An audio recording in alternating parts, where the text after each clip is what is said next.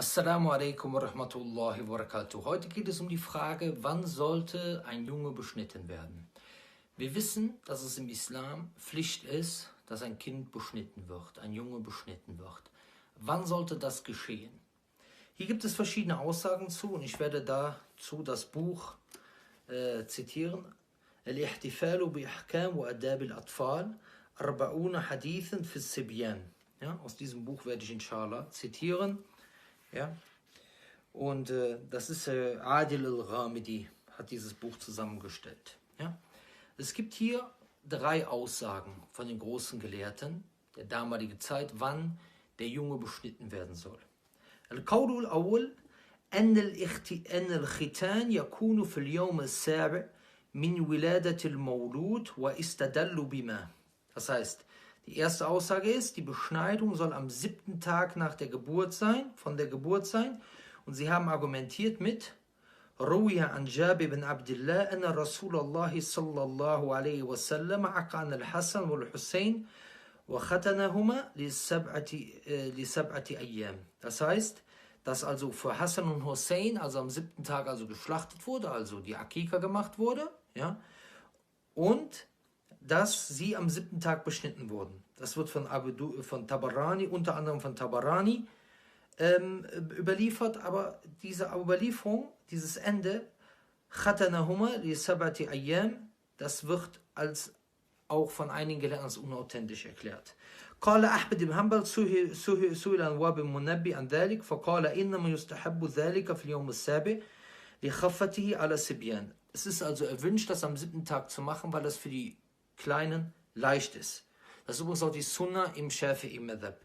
لأن المولود يولد وهو, also denn der Jugendliche, also das Kind ist geboren, hat noch weniger Schmerzen, sagen sie hier. Allahu alam. Tanbih. Tanbih heißt, also die machen auf etwas aufmerksam. Kara al-Hasan al-Basri wa Malik ibn Anas rahimahullah khitan al-Mawludi yawm al-Sabi'. Also Hassan al-Basri und Malik ibn Anas, also Imam Malik, sahen es als Makruh an, am 7. Tag das Kind zu beschneiden. لأن في مشابهة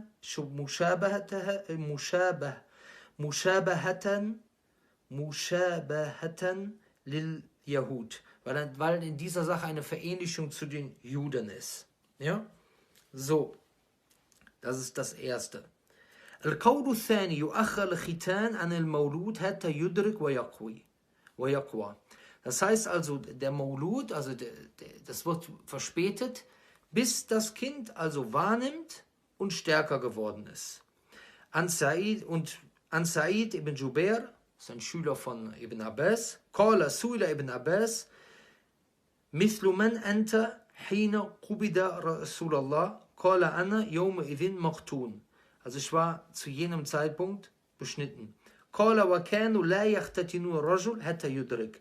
Und sie haben den Mann nicht beschnitten, bis er wahrgenommen hat. Also den Männlichen nicht beschnitten, bis er wahrgenommen hat. وممن قال يؤخر ختان المولود حتى يبلغ 7 سنين فما فوق الليث بن سعد ومالك بن أنس وزيد بن أسلم رحمه الله. Und zu denjenigen, die gesagt haben, die Beschneidung wird bis zum 7. Jahr und darüber verschoben, gehört Layth ibn Sa'd, einer der großen Gelehrten aus Ägypten, der einen eigenen Madhab hatte, Malik ibn Anas, Zayd ibn Aslam, rahimahumullah. Ja? Al-Qawlu Thalith, und die dritte Aussage ist, إنه ليس في ختان المولود وقت محدد. Also es gibt für die Beschneidung des Kindes, des Geborenen, keine genaue Zeit. وأن الأمر في واسع, und die Angelegenheit ist offen. إنما أمر النبي عليه الصلاة والسلام بالختان. Der Prophet hat nur befohlen, zu beschneiden. Ja? So, dann wird hier Sufyan ibn Uyayna und so weiter wird erläutert. Es gibt sehr viele gute Erfahrungen, wenn das Kind am 7. Tag beschnitten wurde. Es gibt aber auch gute Erfahrungen, wenn das Kind später beschnitten wurde. Ich habe einmal mit einem Arzt geredet, der Kinder beschnitten hat, und er meinte, es ist viel, viel einfacher, ein Kind zu beschneiden, wenn es etwas gewachsen ist. Ja? Und übrigens, ich empfehle, wir haben heutzutage die Möglichkeit, das auch mit Narkose zu machen. Ja? Also nicht, dass man, wie beispielsweise das in manchen Ländern stattfindet, ohne Narkose beschneidet. Das ist ein Schockerlebnis. Ja, wir haben die Möglichkeit dazu und solche Möglichkeiten sollte man dann auch nutzen. Ja? Nicht, dass einer auf solche Ideen kommt.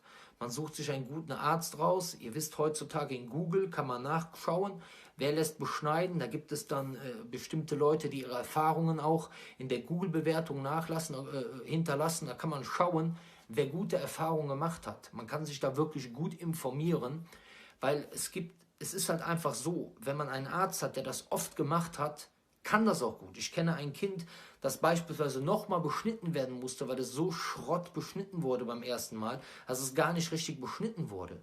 Ja, es gibt dann zum Beispiel Leute, die beschneiden das und dann ist dann noch ein Stück Vorhaut, lassen die noch übrig. Die Vorhaut muss komplett weg sein.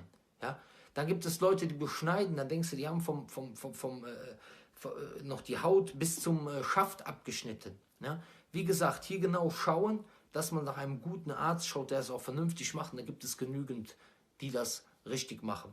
Darf das ein Nicht-Muslim machen? Ja, das darf auch ein Nicht-Muslim machen, wenn er Erfahrung daran hat und daran besser ist. Jazakumullahu khairan, subhanaka wa bihamdik, ashhadu an la ilaha illa anta, astaghfiruka wa atubu ilaik. Assalamu alaikum wa rahmatullahi wa barakatuh.